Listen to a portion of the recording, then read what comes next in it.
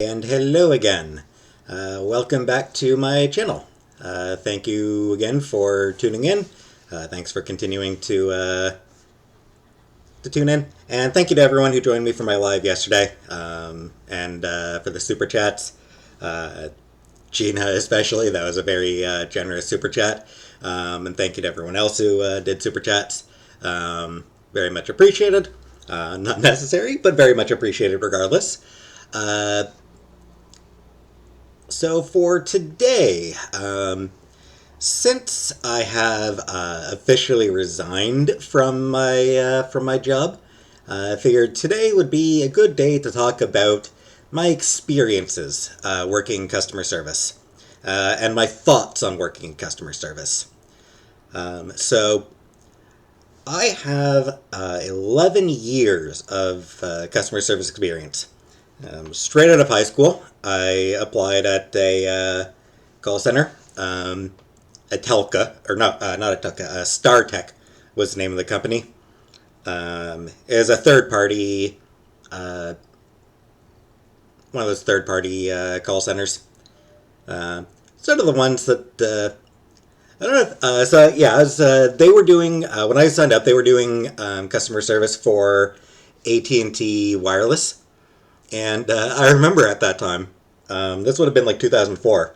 I remember around that time, the U.S. media and Lou Dobbs in particular was making a huge fuss about outsourcing, U.S. companies outsourcing to other countries, and it was always funny because, hey, I was one of those outsourced I was one of those people in the overseas uh, labor.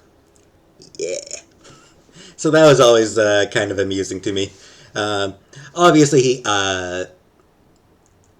obviously, I don't think Americans were upset about jobs going to Canada. They were upset about jobs going to non-white countries. But I digress. Anyway, yeah. So StarTech. Um, Initially, they were AT&T Wireless. Then AT&T bought out Singular and used the Singular branding for the cell phone division. And then after that, they decided to go back to AT&T Mobility. So always fun getting used to new company names in the greetings each time. And honestly, StarTech was a terrible place to work. I'll be honest, it was just so miserable. I remember, I don't know if it was first day or second day, but the day we got, my training class got our email access. There was a big, long email, just this big manifesto about what was wrong with StarTech. Just going down, like just going on and just talking about how terrible a place it was. The way it didn't seem to care about the employees. Um, how strict it was in regards to hitting various metrics. And yeah, it was just miserable, honestly. Um, we got 2 paid breaks a day plus an unpaid lunch, which is common. But uh, if you went a minute over on your break, so you got 30 minutes of paid break time a day. If you went a minute over that, you'd get talked to. If you weren't back on the phone exactly 15 minutes, um, yeah, the supervisors would have to call you out. Is They were so strict about that, and your call time had to fit within a certain length. Your after call for writing up your notes and everything, that had to be had to fall within a certain time length. Just everything had its had its metrics, And if you weren't meeting them, then yeah, you'd get a talking to. Um, it was so strict, and that wasn't the fault of the supervisors. They had the pressure coming down on them from above. So it was management who was just absolutely anal retentive about everything. Um, and yeah, there was never really a sense of management seeing employees as anything other than butts in seats. You know? I mean, they'd have like these, they'd have the generic corporate bullshit. Oh, throw you a pizza party. Uh, hit a certain hit a certain goal, and we'll put up your face on a board. That kind of nonsense. Um, Most of it was just bullcrap. There was one incentive I remember that was hilariously bad. So yeah, they had this incentive going for a while, related to sales. You'd have to sell things to customers, new rate plan or new feature or whatever. You'd have to sell something to the customers. And again, if you didn't hit those metrics, hey, what's going on? Why aren't you hitting those metrics? But anyway, so and they had this incentive. If you as you got those sales, you'd get points, be able to redeem those points for prizes, whatever. And they'd always point to a few agents who'd gotten never in my call center, other call centers, but they'd point to agents in other call centers who'd gotten like these ridiculously high levels of points, being like, see, you can do it. It's possible to do this. It's possible to get enough points for a free trip to the Bahamas or whatever the prizes were. I don't even remember. I don't care. Yeah, so they'd point to these highest scores and say, see, this is possible. You can do this. Yeah, take a wild guess how those people achieved those scores. That's right, they cheated. They added shit on without telling the customers. So yeah, of course they got huge points. They were just ripping the customers off and leaving other agents to deal with the blowback when they inevitably call in, hey, I didn't ask for this unlimited text messaging plan. So yeah, because every once in a while we'd hear never anything official. They'd never actually come in and say, yeah, these points were attained illegally. We'd never hear that. It'd just be we'd hear sort of rumors, basically, about someone getting fired for doing that shit. Because it's a corporation. They don't really think things through. And I hated the selling aspect of the job. I honestly hated it. As working customer service, my goal was always to get the customer the best deal for the least money. I didn't want to sell shit to customers. Most of them didn't need anything sold to them. So that part was miserable.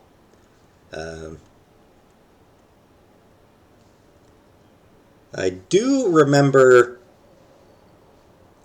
I think my favorite story from working there was they brought in a bagpiper just to go around the center floor playing the bagpipes for the employees. Hey, look, it's something fun. And here's the thing, I like the bagpipes. I genuinely do. It's part of my Scottish heritage. Bagpipes are great. I love them. It's a call center. People are on the phone talking to customers, many of whom are not in the best of moods. And with all love to the bagpipes, That is probably the loudest instrument ever created. You can hear that from blocks away. You can hear a bagpipe from blocks away.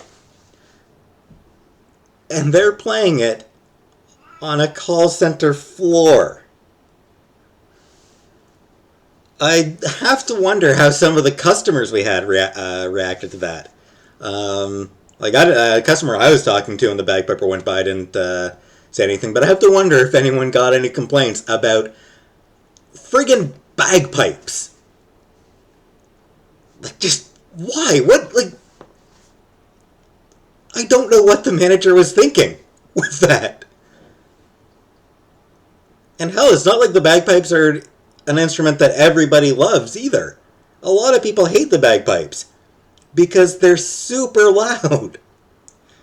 So yeah, that was just weird. Yeah, just in general, it was a miserable job. Rarely any sense of appreciation.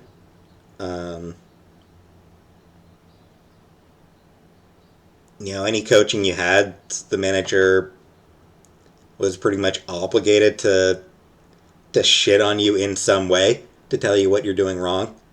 And again, that's not their fault. That's just what they were required to do. Dealing with U.S. customers was not fun either, especially Southeast. I'm sorry, people in Southeast U.S., but you have some weird expressions, and most of you are nice, but even the nice ones just, I don't like your accents. I'm sorry. And a lot of Southeasterners are assholes. So we got a lot of complaints from them. We always had people raging at us. And dealing in cell phones, there were a lot of just stupid customers. Yeah, you'd have to explain how to turn the phone off, and it's like, ugh, maybe you shouldn't have a phone.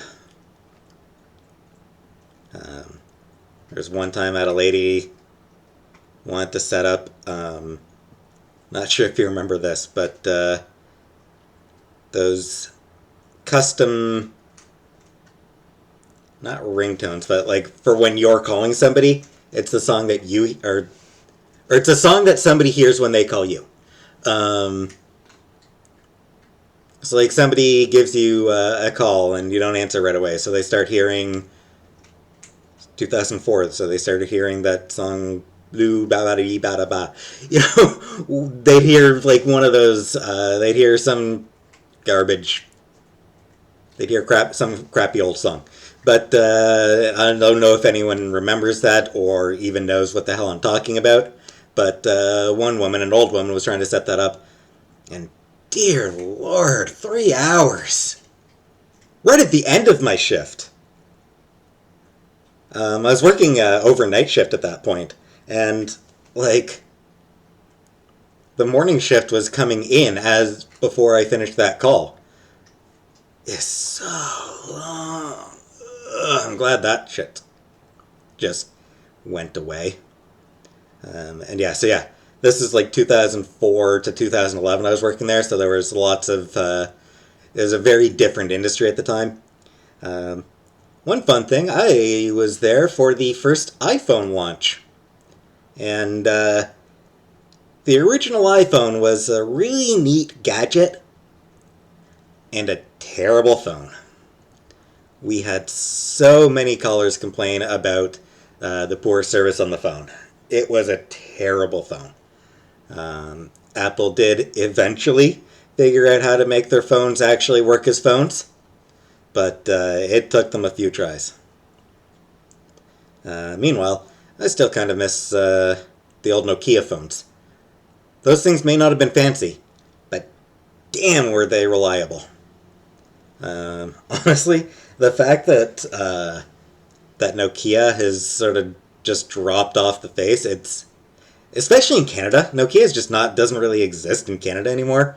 Um, yeah, I was working for Rogers until recently, and we didn't sell any Nokia phones for the past while.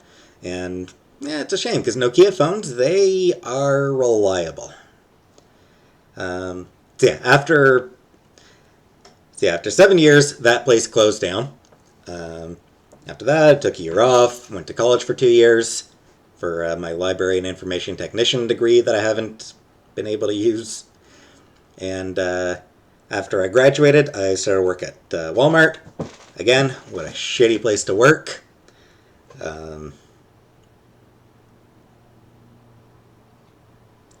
I remember one time when I was working at Walmart, I came down with strep throat. Uh,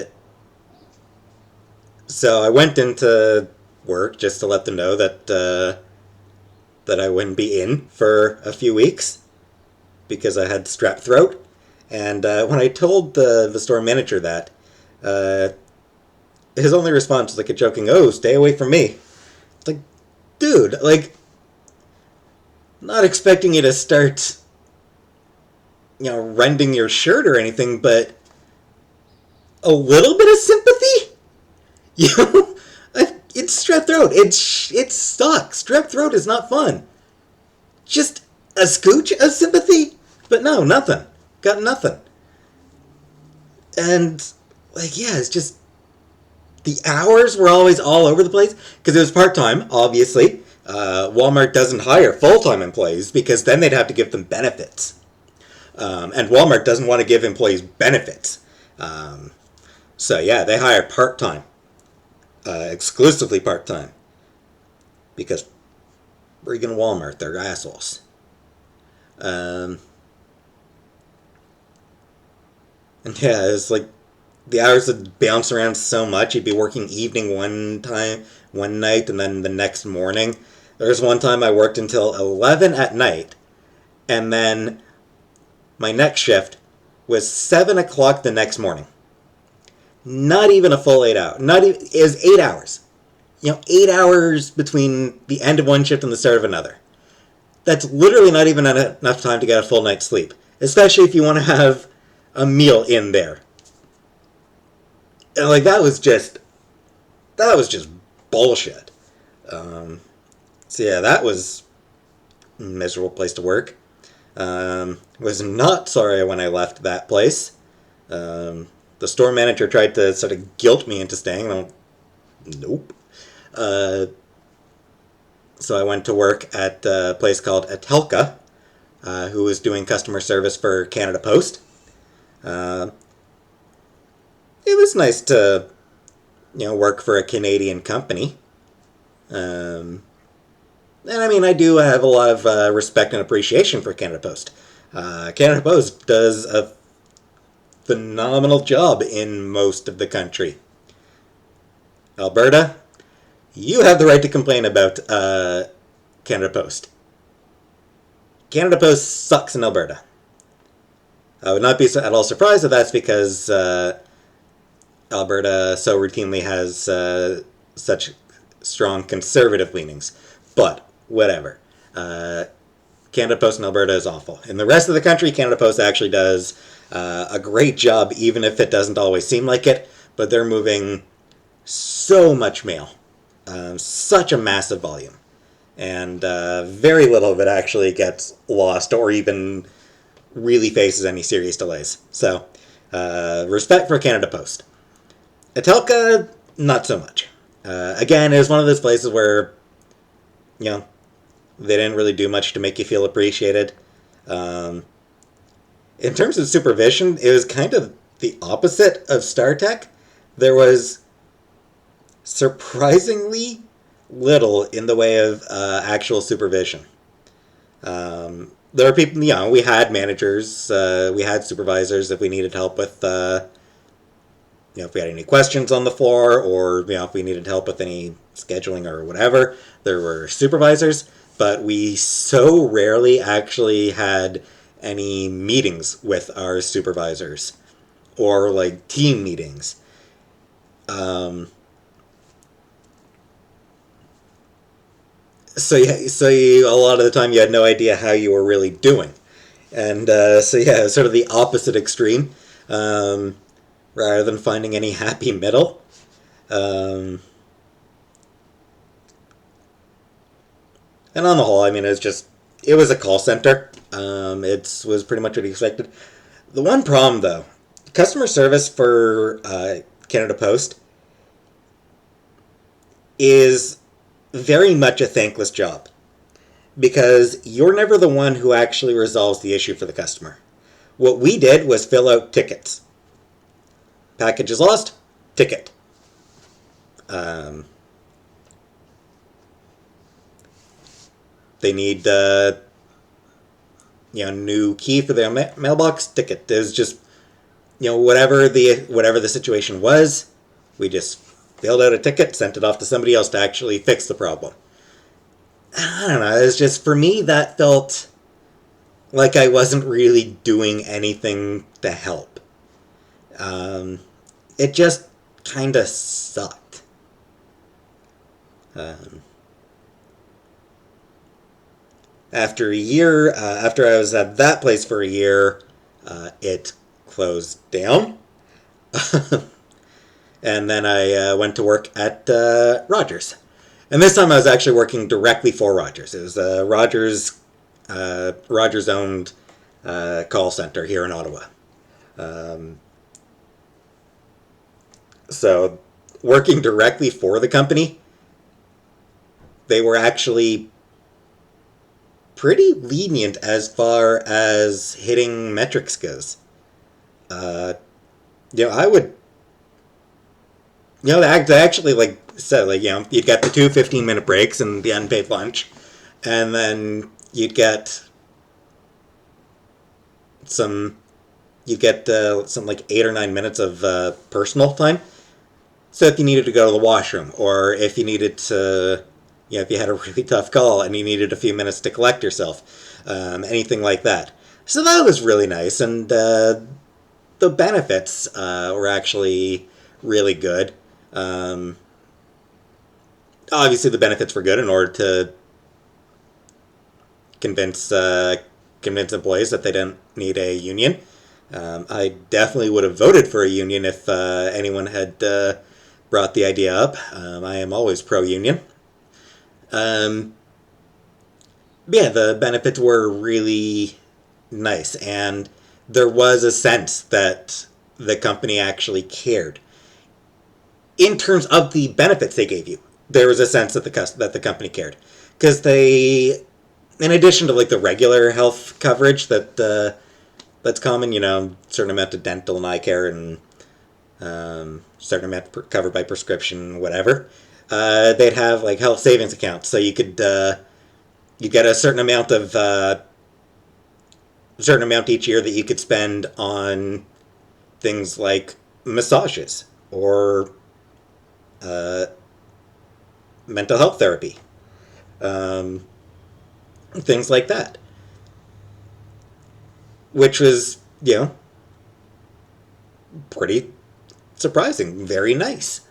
So yeah, they included a lot of stuff that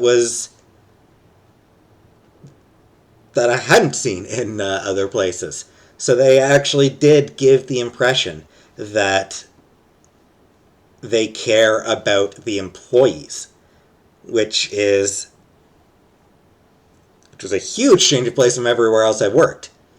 Um, so honestly, I'm kind of sorry to leave Rogers because of that. Uh, they've been a genuinely good place to work. I just hit a point where I can't do customer service anymore. The thing with customer service is a lot of people think of it as a thankless job. It's not. Uh, a lot of times when you do help customers, they'll thank you, and it's such a great feeling when a customer calls in angry or desperate or whatever, and you help them with their issue, you get them through what's needed, and by the end they're happy and they're joking with you and uh, profusely thanking you. That is a great feeling. It's such a good feeling. Um, the angry customers who just scream and yell at you, honestly, those I never minded. I didn't care. Whatever. It's part of the job. We're front line. We're the face or the voice of the company, so it's expected. Um, I don't know if everyone else got it, but I would always like whenever a customer started screaming at me, they would always add that it's nothing personal. I don't know if that happened with other. I don't know if that happens with other people, but yeah, it's all every time. It's like, and it's nothing personal. You're doing your best. But yeah, it's always funny when they'd do that, when they'd add that in, because it was every time. Um, so yeah, like the angry customers didn't bother me. What really got to me, the reason I can't do it anymore, is the disappointed customers. They call in trying to reduce their package, and they're already on the lowest package that is available, and there's nothing lower, and the package they have is way more than they need. I'd love to reduce their package. I'd love to get them a cheaper plan. Can't. Or customers calling in because their bill is really high. And I look at the charges, and the charge, and it system shows, well, no, this was used. And I'd love to credit those charges, but I can't. There's always those situations where you just want desperately to help the customer, but you can't because of the policies and the procedures and the packages and all that are in place. And that, to me, is just so demotivating. Um, Beyond that, I mean, it's most of the time it's just start to finish queue. Never any time to breathe between calls. You get the time you need to type up your notes, but that's all the time you get to breathe. And that, again, it's kind of demotivating and makes it feel like you're not accomplishing anything. I found there's never a real sense of accomplishment with customer service. So, yeah, I just can't handle it anymore. I can't do that kind of job anymore. I need something different. So that is why I quit. And those are some of my thoughts on customer service. And I'm sure there's plenty of you out there who work customer service, maybe who are still working it. So, yeah, feel free to post your thoughts in the comments. I do try to read all my comments. So, and respond to as many as I can. So, yeah, feel free to comment there about your customer service jobs. And now I suppose I'd better get started on looking for a new job. Yay! Job hunting. But for now, for today, thank you very much, and have a great day. Bye.